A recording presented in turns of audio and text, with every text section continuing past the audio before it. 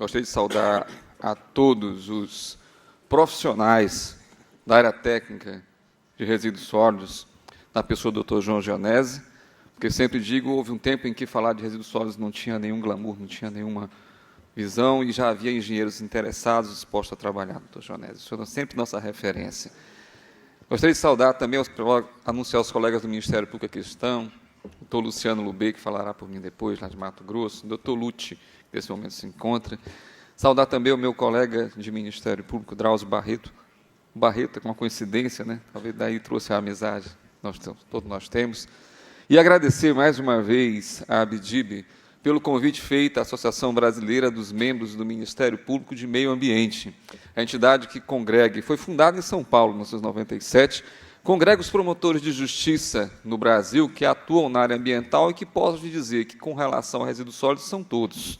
Que não há cidade no Brasil que não enfrente esse problema. Não há nada tão transversal, nada tão comum a todas as sociedades do que os resíduos sólidos e o saneamento. E aí, senhoras e senhores, queria saudar a todos, agradecendo por essa oportunidade. Sendo breve, senhores, eu gostaria de lembrar aqui que existe um livro famoso, muito lido pelos ambientalistas, chamado Antes que a Natureza Morra, escrito por um francês chamado Jean Dorst, há uns 50 e poucos anos atrás. Nesse livro ele começa dizendo que a diferença entre o homem moderno e o homem lá da pré-história, com relação aos impactos ambientais que a sua vida, sua conduta causavam à natureza, eram de escala. Eram apenas de escala. Que o ser humano, lá na pré-história, quando fazia suas queimadas, suas caçadas, produzia impactos ambientais que a natureza conseguia absorver de uma maneira diferente do que o homem moderno, pós-industrial, consegue causar e a natureza ser capaz de absorver. O fato, senhores, é que a humanidade não se relaciona com a natureza senão pela cidade. Ou podendo dizer de uma maneira mais clara, a forma mais evidente de relação do ser humano com a natureza se dá através da cidade. Os seres humanos estão nas cidades. Em 80% da população está nas cidades. Então, não há como conceber a gestão ambiental sem um foco profissional, científico, inteligente e sem consciência e atitude do poder público com relação aos problemas urbanos ambientais. É necessário entender que não existe mais a agenda marrom e a agenda verde, não, há uma agenda só, porque a relação, o que nós causamos de impacto na natureza, vem da nossa forma de se relacionar através das cidades. E não há nada tão transversal nesse contexto quanto o saneamento, quanto água e esgoto, resíduos sólidos. É preciso ter essa concepção, sem abandonar em nenhum momento a proteção dos biomas, a proteção dos recursos hídricos, a proteção das unidades de conservação, da fauna, do clima, até porque nada adianta nós tratarmos a água dos esgotos e não termos rios que passem mais pelas cidades, porque as nascentes desapareceram. Não adianta termos todo o interesse em proteger a qualidade do ar e não termos o sequestro de carbono que faz as florestas. Mas é fato, senhores, que esse desafio é um desafio que precisa ser enfrentado com uma visão, volto a dizer, profissional, apolítica e, sobretudo, consciente de que é um compromisso intergeracional, algo que transpassa governos, ultrapassa gerações. Todos os países que enfrentaram seus problemas de saneamento, principalmente de resíduos sólidos, não resolveram em passe de mágica, não resolveram com uma única atitude. Sendo, digamos, um pouco descontraído, eu posso dizer que não existe, na matéria de resíduos sólidos, espaço para as organizações tabajaras. Você lembra das organizações tabajaras que diziam, os seus problemas acabaram? Na matéria de resíduos sólidos, não tem espaço para a solução para as organizações tabajaras. É necessário compreender os aspectos técnicos, ambientais e econômicos. E resíduo sólido, por lei, é um bem de valor econômico, e assim tem que ser enxergado. Não basta apenas dizermos que queremos proteger o meio ambiente, tratar os resíduos sólidos, enfrentar a problemática dos resíduos sólidos, sem reconhecer o seu valor econômico, sem reconhecer a possibilidade de criação de economia circular. E a economia circular a partir de empreendedorismo, de oportunidade a todos. Não uma economia circular que favoreça apenas um ou outro setor, ou que proteja determinado setor por sua fragilidade social e impeça que se tenha empreendedorismo em outras áreas. Não, o resíduo sólido deve ser observado nesse contexto, na possibilidade de, cumprindo o artigo 9º da 12.305, reduzir, reutilizar, reciclar, ali inserir um processo econômico válido, estimulado, seguro.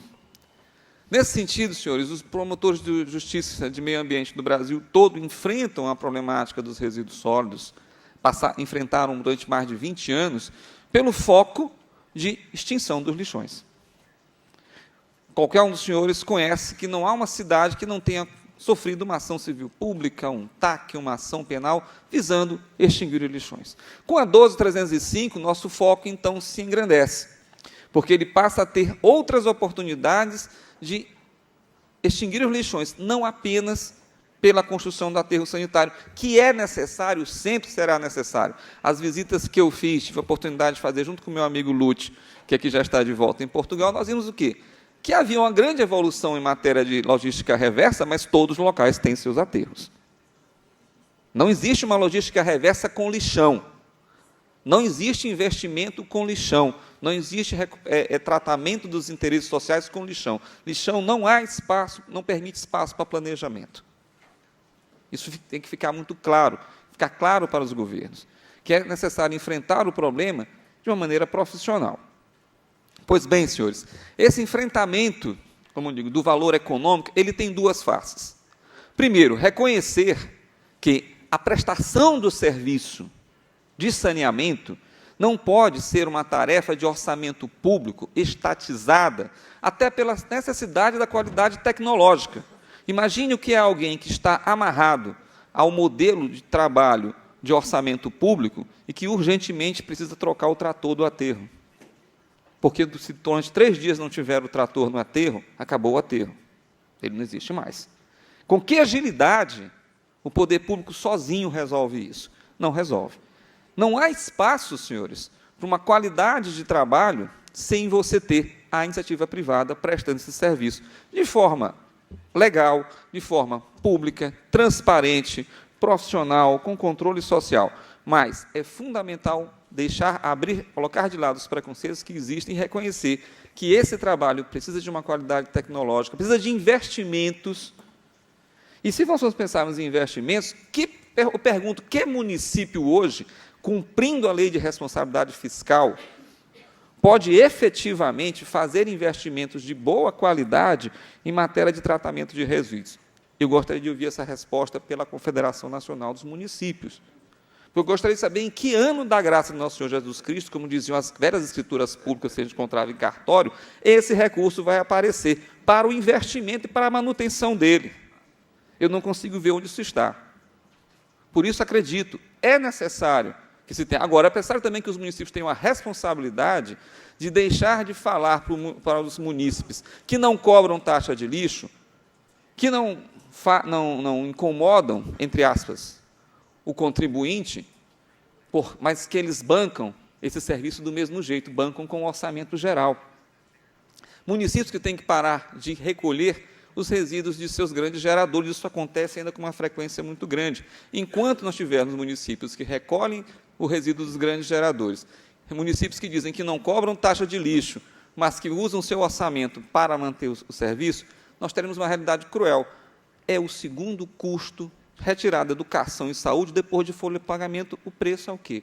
Resíduos sólidos, e para um serviço mal prestado, um serviço sem qualidade. Portanto, senhores, é necessário, sim, ter sustentabilidade financeira.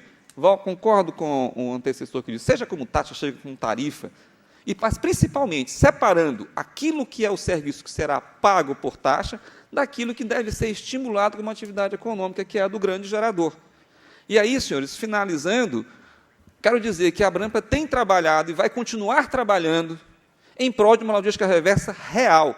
Não uma logística reversa feita em 8 municípios no Brasil e amarrada, atrelada ao assistencialismo, com todo respeito, de vincular apenas a posição dos catadores. Com todo respeito aos catadores, o grande serviço que prestam, mas eu quero que os catadores possam ser empreendedores.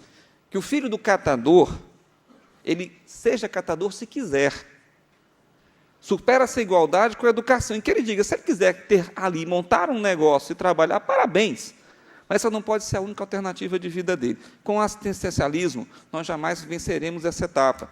Não continuaremos eternamente dizendo que estamos atendendo essas pessoas e, às vezes, se fizermos a conta, como o Tribunal de Contas do Mato Grosso do Sul fez, o doutor Lubu conhece, talvez nós tenhamos um susto muito grande com que tipo de trabalho nós estamos realmente fazendo com esse modelo, com todo o respeito, senhores, que eu chamo assistencialista, de dizer que apoia, mas apoia de forma segregada.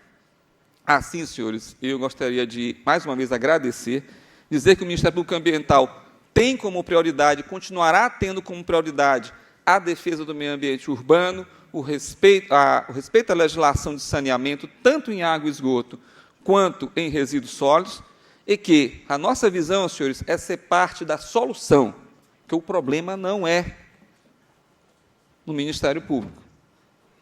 E volto a repetir, posição nossa pública que todos os senhores conhecem. Com lixão, não há política nacional, nem municipal, nem estadual de meio ambiente. Não é possível, né, Gonzaga, usar o MTR, que é uma ferramenta muito boa para a gestão, com lixão. Como é que alguém vai declarar que destinou ao lixão? Isso não existe.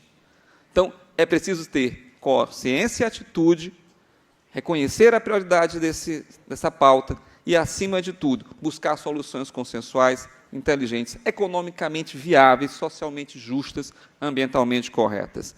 Muito obrigado, senhores.